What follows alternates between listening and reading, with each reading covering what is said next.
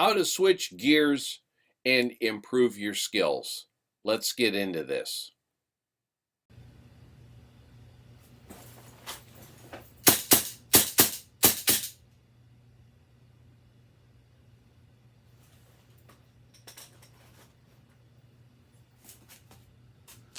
Hey everyone, welcome to the Armed Citizen channel, where I talk about all the things that I wish someone had told me about when I first strapped up some 30 years ago.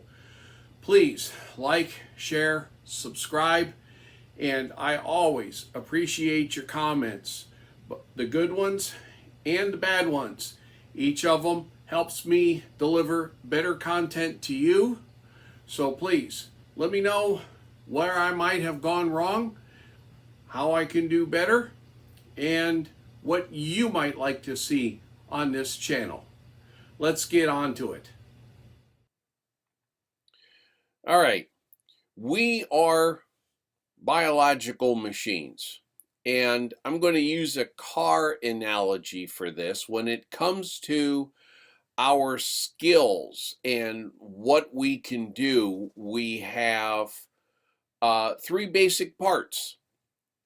We have the engine, which is our body, and the engine is designed for a certain range of work.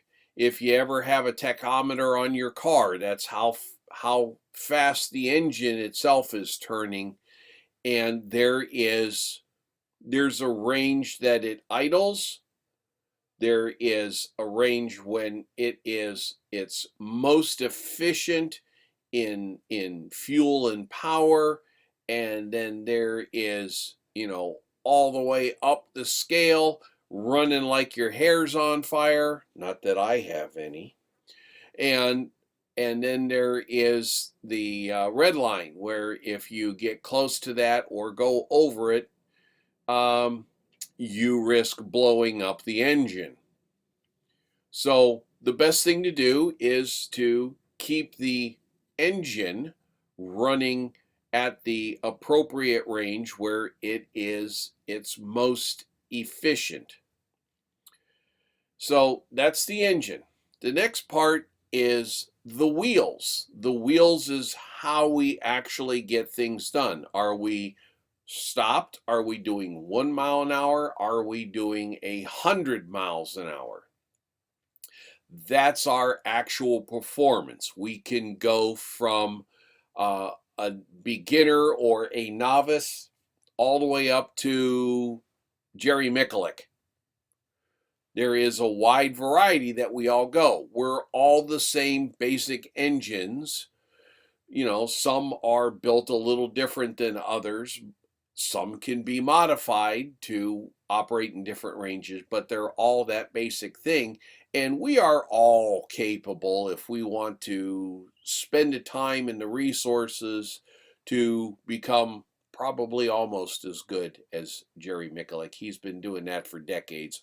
I don't have that amount of time left in me to get up to his level. I can get good, and I've been working on it, but not quite up to his level.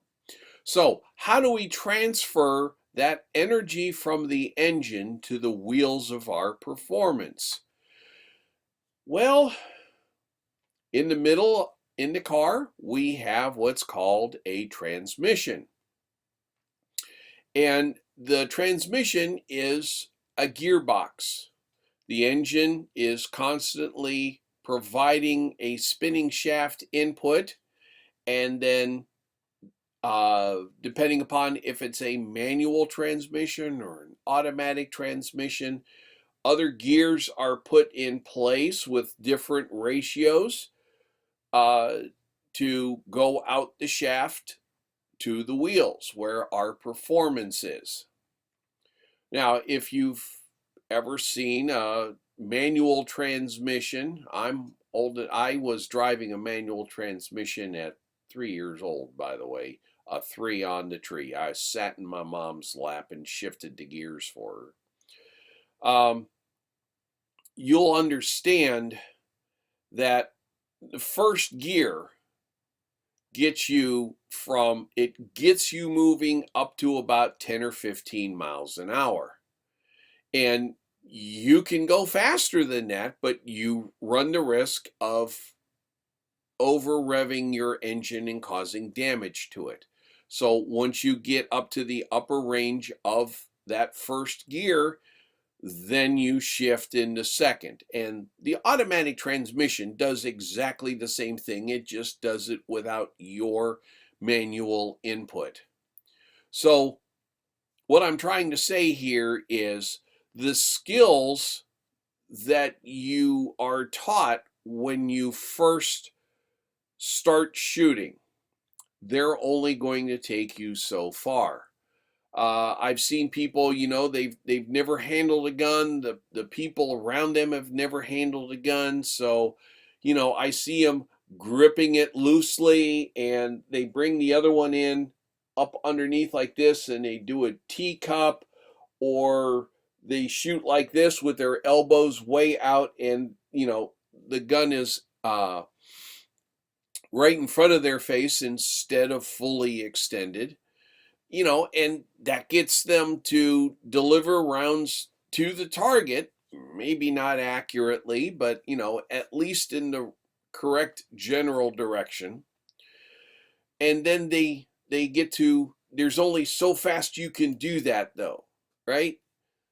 At some point in time, you have to change gears. You have to start doing things that improve your performance. And each gear does have a top end. So you have to, as you go along, as you progress in your skill level, you have to take on additional skills.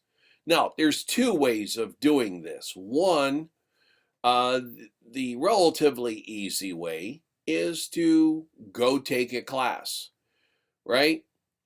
In a class, and it doesn't matter if we're talking about a first grader's class, a college class, a firearms class, what happens? There is a class objective to teach you certain material. You are exposed to the material. It is explained to you what the material is. If there's any skills involved, you are shown very slowly how to perform those skills, and then you have to practice, and you complete that course or that module or whatever when you can demonstrate back to the teacher or the instructor that you can competently perform the skill. So that's a great way. That helps you out. You don't have to think up everything. The next way is you do it on your own. And you can do this, and I'm doing it right now. What I do is I peruse YouTube and Rumble and all of them, all the GunTube channels, and I see the drills that they do, and I see the standards that they're trying to achieve, and I treat it as a class, and I copy what they do. Now, there is a slight drawback in the fact that that person who is teaching the class or teaching on the video, they're not at my elbow saying, hey, stupid, you're doing this wrong. You need to do it this way. And of course, no reputable instructor will ever call a student stupid. They'll put it in a sandwich. You're doing okay. You need to do this to improve, but overall, you're doing okay. Just, get better. So you always have to be improving your skills. You always have to be adding in a new gear into your transmission.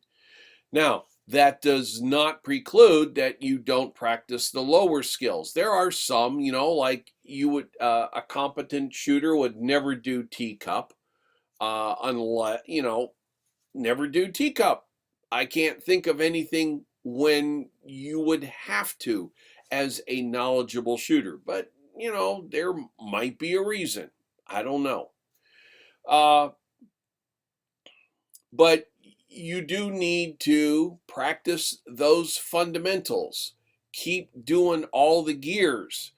And, you know, it's like when you shoot at a target, and let's say I'm using my AR and I've got a full-size silhouette target 3 yards in front of me. I can shoot that real quick because all I got to do is bring the rifle up and pull the trigger. I can't miss at 3 yards unless I'm facing away from the target somehow or another, right? So you can be fast right there. Up and boom, up and boom, up and boom. You don't even need to fully mount it to your shoulder and you can hit the target. And then you move back to say 10 yards. Target smaller now. Okay, you can still do that pretty quick, but now you got to pay attention to your fundamentals and, you know, acquire a sight picture. Take into account if you have a red dot, your height over bore, all this other kind of stuff. So you're going to shoot a little slower, but you still have to practice those fundamentals. Bring the weapon up, align the sights, pull the trigger, and then you move back even farther. Target gets even smaller, and you still have to do it. So your speed per shot is going down as the distance goes up. Your accuracy should be the same, but these guys are in an inverse relationship. As one goes up, the other goes down. You're going to act a little slower aiming and firing at a target 20 yards away than you are 3 yards away. So you have to have those appropriate gears so you can achieve the object of the drill that you're doing. That's all I got to say about that. Improve your skills, practice your skills, keep on going, get better. Y'all have yourselves a wonderful day.